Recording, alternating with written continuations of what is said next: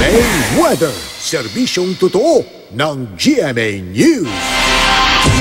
Mga kapuso, bagamat may mga pagulan, magiging maalinsangan sa malaking bahagi ng bansa ngayong weekend. Kaya dapat po I am ready.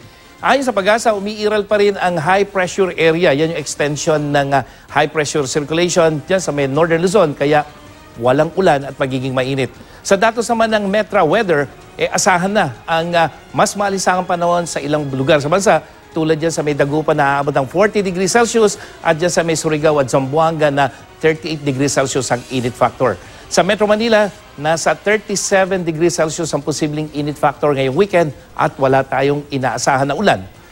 At sa Luzon, mga kapuso, walang ulan sa Sabado. Nakita nyo, walang kulay, pero sa Linggo, maghapon ang ulan dyan sa may Ilocos Norte, Apayao, Kalinga at Cagayan, habang sa umaga naman ang ulan dyan sa may Northern Quezon, Aurora at dyan sa may probinsya ng Mindoro Oriental. Sa Visayas, buong weekend na walang inaasahang ulan mula Eastern yan, Central at Western Visayas. At sa Mindanao, may ulan sa rehiyon ng Soc-Sargent sa Sabado ng hapon, habang sa Linggo, maghapon ang ulan dyan sa may Davao Region, dyan sa may Soc-Sargent at Northern Mindanao, lalo na pagdating sa hapon.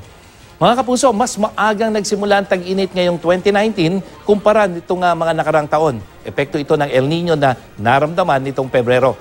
At ngayong tag-init na, dapat maging I am ready sa kakulangang ulan sa malaking bahagi ng bansa at asahan din natin ang mas mainit o maalinsangang panahon.